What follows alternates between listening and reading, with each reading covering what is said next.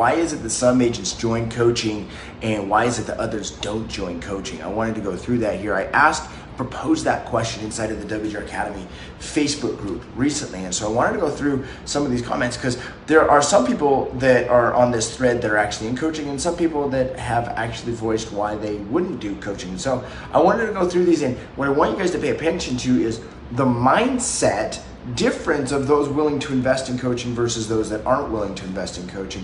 So here's the first one. Her name is Val Joseph. She's actually in my mastermind. She's really cool, brand new agent. She just sent me a message today. Did she put another deal under contract? I think that's 2 in the last 30 days for like $300,000 each. Plus she has another thing, one she's working on that's like a $600,000 deal. So goes to show you can be brand new. She's like 25 years old making stuff happen. But she says people join coaching programs to get better and excel in an area that they believe the program will help them achieve. Others join because they need the accountability to reach their full potential.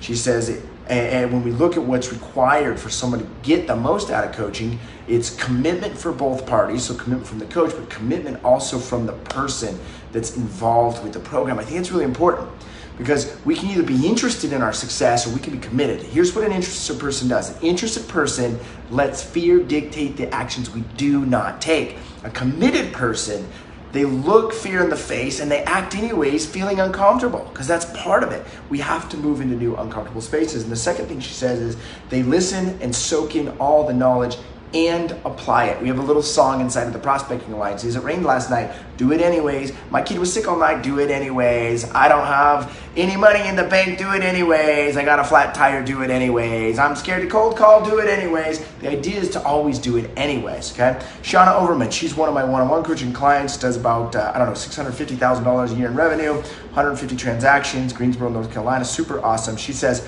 why? Because they want to grow. They hit the ceiling of their current skill set and resources, and they see value and potential. Why they don't? Cost. Sense of not having the time or lack of true motivation.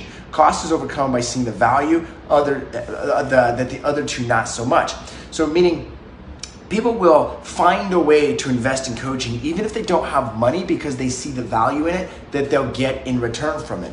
So I'll give you an example. We had someone that recently wasn't coaching with us anymore because they said they didn't have the time for it. He's a brand new agent. He's a super cool guy, but he said he didn't have the time for it because he joined a team. So here's the reality of it. It's not that we don't have time for it. We all have 24 hours in a day. We don't have the focus for it. What we focus on expands, and we're either letting life create us or we're creating our life. So my question to you is, which one is happening for you? Are you consciously creating your life every single day and the outcomes, or are you letting the to-do list and the actionable items just control your life and dictate your life? Okay. Brett, he's a really cool agent actually in the Salt Lake market. I know him really well. He's a young hustler, maybe 25, 26, 27 years old, somewhere around there.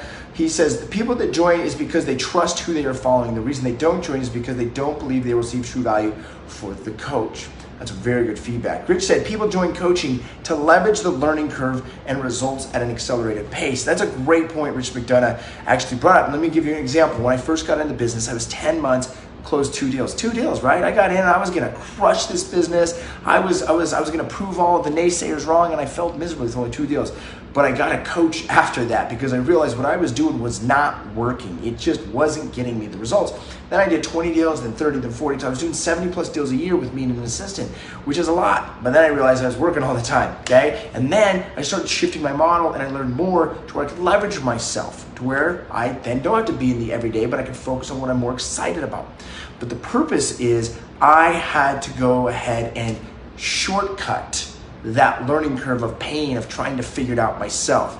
Literally, you can shortcut a decade of your career to accelerate. What would you rather do? Over the next 10 years, try and figure it out yourself, making $100,000 a year for 10 years, which is $1 million, or would you rather shortcut that and overcome and begin to do $250,000, $500,000 a year for the next 10 years? So if you just take a look at $250,000 a year over 10 years versus $100,000 over 10 years, it's $1 million versus $2.5 million. If you're able to hit $500,000 a year versus $100,000 a year for 10 years, it's $5 million versus $1 million.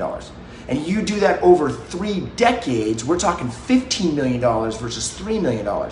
So we're literally having to look at our entire life here and understand, do we want to shortcut our way to where we're going, Or do we want to just go the long struggle road of trying to figure it out ourselves and be in our head and be prideful? The choice is yours. I don't really fucking care. But the result, the outcome is, listen, I want a badass business, number one. Number two is, I want to have financial freedom, money that flows into my bank account every single day in avalanches of abundance, residual passive income.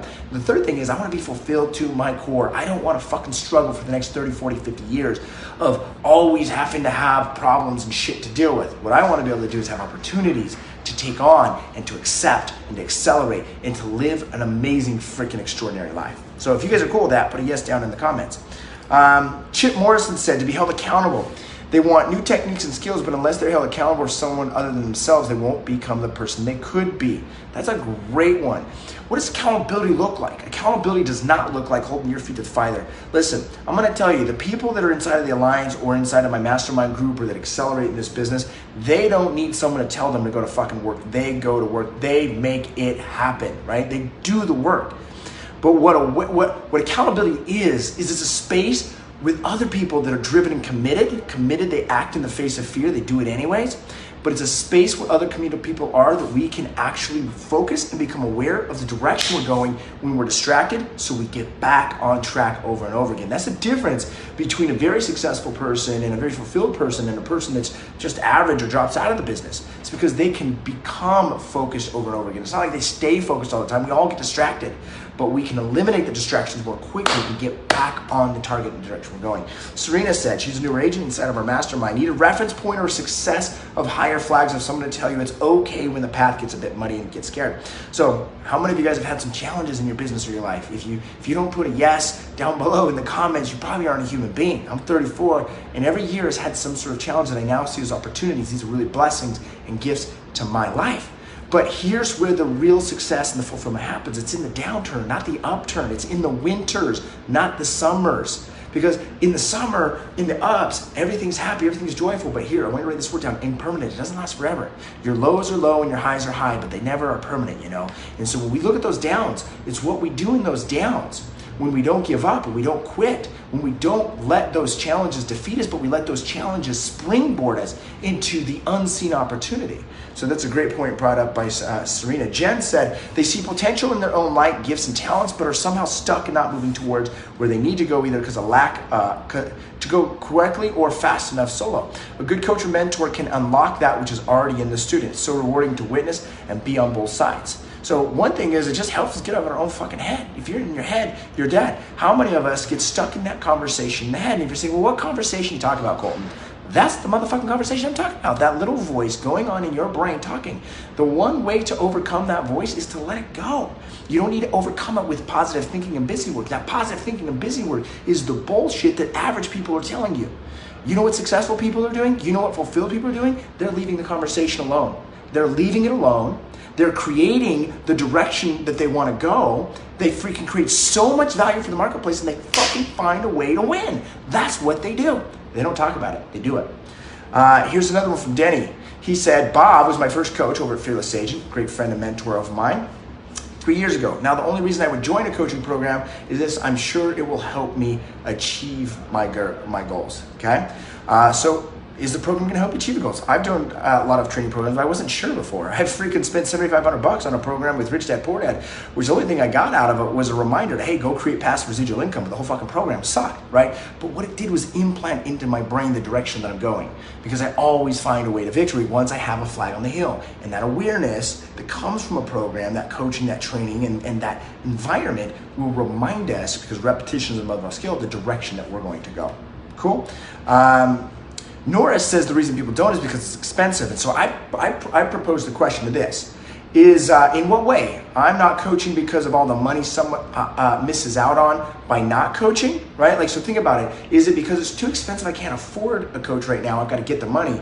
Or am I really missing out on all the money and the learning and shortcutting the growth because I'm actually not investing in it? Let me give you an example. I was 21 years of age. I went to an event. You guys might have heard of him today as Garrett White with Wake Up Warrior. Super cool guy, very intense. Back then, this was when he was cheating on his wife. He was in the worst place on the planet. But I went to an event of his, and he actually said the words financial freedom, where your passive residual income pays for your desired lifestyle. How many of you guys are down with that? I wanted that.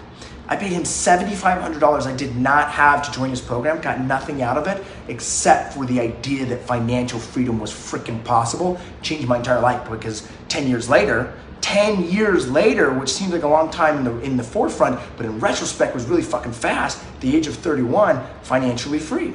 So we have to be able to realize that money is not real, but what we invest our focus and our time and our energy and our efforts in is what we'll create into our lives. Got it? So there's just a bunch of different ones I wanted to go over with you guys. I won't go through any more with you guys. I appreciate you all being here. So let me ask you guys, I want to see down below, why do you think coaching, why people should join coaching, and why do you think people wouldn't join coaching? I'd love to see in the comments down below. Mike said, I think money management would solve it. It's too expensive objection. I've been there before. I had to manage my money correctly. I generated enough business coaching, wouldn't have been concerned. Exactly.